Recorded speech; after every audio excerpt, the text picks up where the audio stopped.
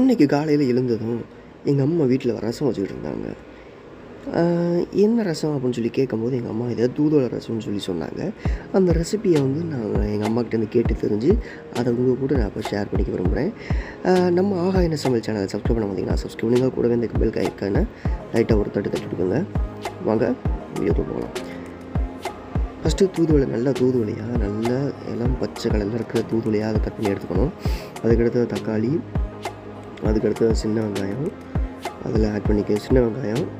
அதுக்கப்புறமா பார்த்தோம்னா 4 பல் 5 பல் பூண்டு, சீரகம், மிளகு இரண்டையும் அரைச்சி அது கூட இந்த மிளகு இந்த தக்காளி, தூதுவளை, சின்ன வெங்காயம், பூண்டு இது எல்லாம் ஒன்றா போட்டு மிக்சியில் போட்டு அரைச்சி எடுத்து அது தனியாக வச்சுக்கணும். ஓகே, தூதுவளையும் அது கூட போட்டு நீங்கள் அரைச்சி எடுத்து தனியாக வச்சுக்கணும். ஓகேவா?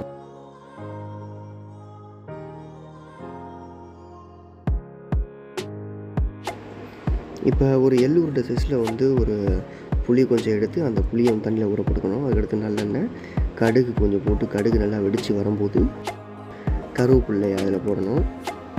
ஓகே, கருவேப்பிலை போட்டதுக்கப்புறமாக்கு 2 பட்டை மிளகாவை 4 கிள்ளி அதில் போட்டுட்டு சின்ன வெங்காயம் சின்னமாக கட் பண்ணி வச்சு சின்ன வெங்காயத்தை அது கூட ஆட் பண்ணிவிட்டு அதுக்கப்புறமா லைட்டாக ஒரு கிண்டி விட்டு நல்லா சேர்த்து பண்ணி அதை நல்லா வதங்கணும். அதுக்கப்புறமாக்க நம்ம புளி ஊற வச்சு இருக்குல்ல, அந்த புளி ஊற வச்ச தண்ணியை அதை எடுத்து அதில் இன்னொரு சொம்பு கொஞ்சம் எக்ஸ்ட்ரா தண்ணியை ஊற்றிக்கிட்டு அதையும் அந்த தாளிப்பில் வந்து அந்த புளி தண்ணியை அதில் ஊற்றிடணும். ஓகே,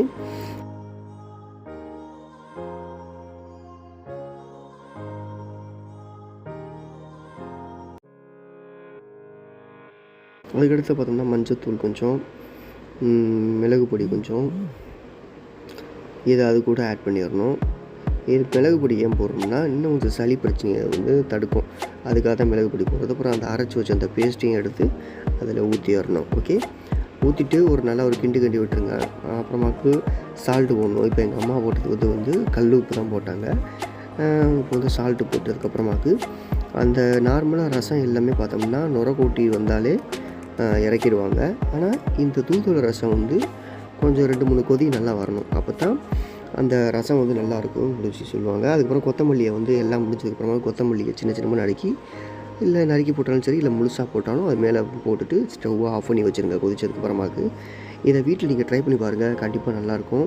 இது சளி பிரச்சனைக்கு ரொம்ப நல்லது, தொண்டைக்கு ரொம்ப நல்லது, தொண்டை புண் இந்த மாதிரி விஷயத்துக்குலாம் ரொம்ப தடுக்கும். தூதுவளையில் நிறைய டிஷ் செஞ்சு சாப்பிட்லாம், ரொட்டி செஞ்சு சாப்பிட்லாம், இந்த மாதிரி நிறைய விஷயங்கள் செஞ்சு சாப்பிட்லாம். இதை வந்து நீங்கள் சாப்பாட்லேயும் ஆட் பண்ணி சாப்பிட்லாம். அப்படி இல்லைன்னா சூப் மாதிரியும் கூட குடிக்கலாம்.